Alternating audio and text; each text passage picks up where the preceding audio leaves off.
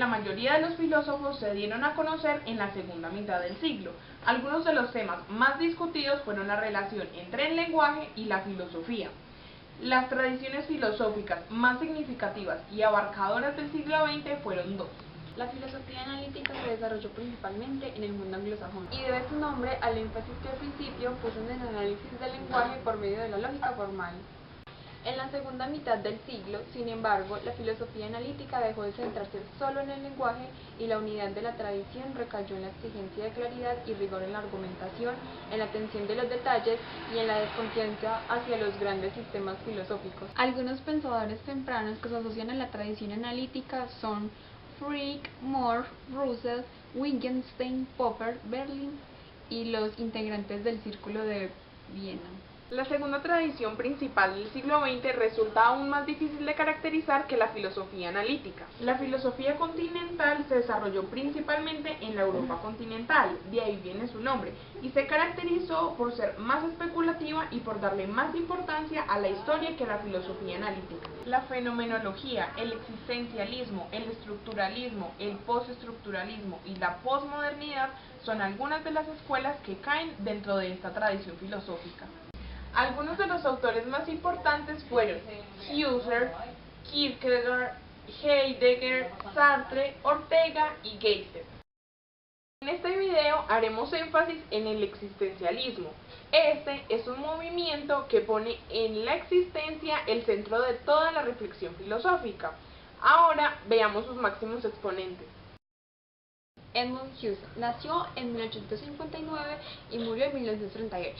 Este constituye una de las figuras filosóficas más destacadas del siglo XX, puesto que fue el fundador de la corriente filosófica, la fenomenología. Esta estaba considerada como una nueva ciencia fundamental, o sea, una nueva ciencia de un nuevo tipo, de una extremidad infinita, estricta y de carácter fundante, cuya tarea es el estudio del reino de la conciencia pura y sus fenómenos, pero no según su ser fáctico, sino según sus posibilidades y leyes ideales. En lo que se refiere al método fenomenológico se vale la reducción eidética, que son las ciencias de la esencia, la reducción trascendental y el análisis intencional, para explicitar el sentido del mundo, en tanto que mundo y cosas en sí, así como exponer las leyes inherentes a nuestra conciencia del mismo. Muchos de los conceptos y las tesis de la fenomenología trascendental pueden llevarse a cabo tras la ejecución de una reducción trascendental y tras el esfuerzo por entender a qué se refiere a partir de la experiencia propia. Este es uno de los sentidos de ir a las cosas en sí mismas, en contraposición a quedarnos en palabras y castillos en el aire. Uno de los conceptos centrales de la fenomenología trascendental es la intencionalidad, que procede de la tradición escolástica y en última instancia del concepto aristotélico de logos.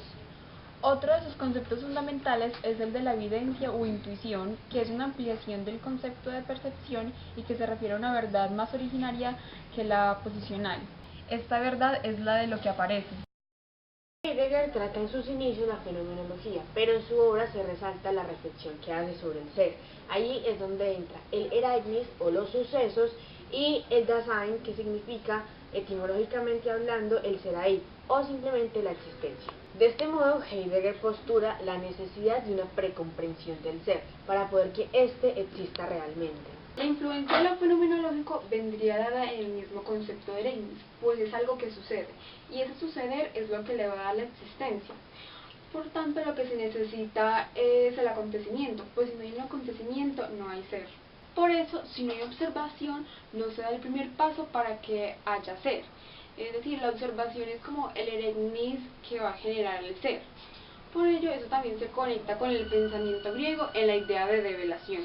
Si no hay develación, no hay ser. Entonces, volvemos a la idea de que en la práctica no hay ser con existencia externa, y por sí mismo es dependiente del acontecimiento que lo desvela. Jean-Paul Sartre nació en el año de 1905 y murió en el año de 1980. La obra filosófica de Sartre se puede dividir en tres periodos. El primero está marcado por la influencia de la fenomenología de Husserl. El segundo está marcado por la adopción de una posición atea y la asimilación de los presupuestos del existencialismo, siguiendo en este último aspecto las reflexiones de Heidegger respecto a la ontología de la filosofía de la existencia. Y el tercer periodo está caracterizado por el intento de sintetizar el existencialismo con una visión crítica y alejada de las ortodoxias dominantes del marxismo. Por lo demás, hay que tener en cuenta la forma general de la actividad literaria de Sartre, continuada a lo largo de toda su vida, así como la actividad periodística y su constante preocupación por las cuestiones sociales y políticas que hicieron de él un modelo de referencia. Para los intelectuales comprometidos con la lucha contra la injusticia y las contradicciones sociales de su tiempo, los principios fundamentales del existencialismo para Sartre son los siguientes. La existencia precede a la esencia. Sartre denomina mala fe al no reconocer que es uno quien toma las decisiones y elige sobre sí mismo. El hombre es responsable, significa que al elegirse a sí mismo se elige a la humanidad. Para Sartre, el hombre asume en su elección a la humanidad entera. Existe una condición humana universal. Dice que existe un conjunto de límites a priori que bosquejan la situación fundamental del hombre en el universo. Por ejemplo, es común a todos los hombres el nacer y el morir en una determinada situación histórica. Subjetividad. Según Sartre, los valores son subjetivos y la vida de una persona puede evaluarse de acuerdo a su compromiso con ellos.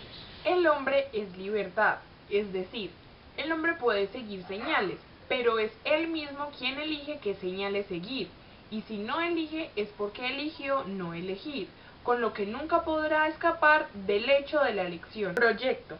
Sartre dice que el hombre será ante todo lo que él ha proyectado ser. Sartre también nos habla de la angustia. La angustia es el sentimiento más importante hasta el punto de que Sartre llega a considerar que el hombre es angustia. Distingue la angustia del miedo de la siguiente manera.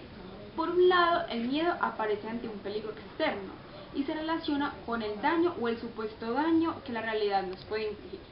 Por otro lado está la angustia, que no es de ningún motivo concreto y ningún objeto externo, porque es el miedo de nosotros mismos, de nuestras decisiones y las consecuencias que esta pueda tener sobre nosotros.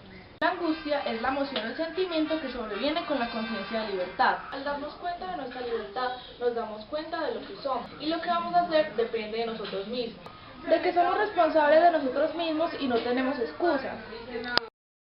Esperamos haber aprendido sobre el existencialismo. No olviden darle me gusta. No olviden suscribirse. Y de parte de todos les enviamos un super abrazo virtual.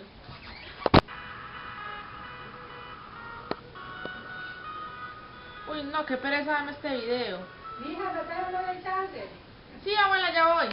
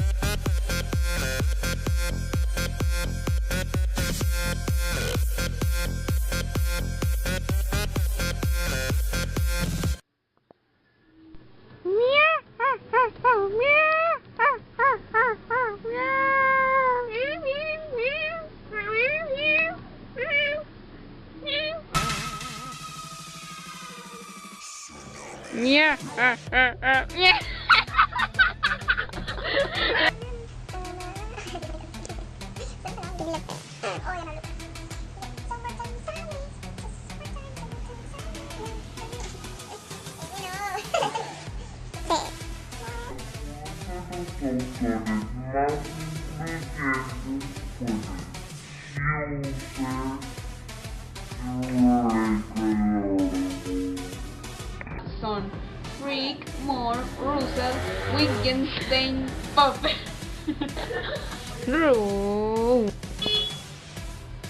Ya.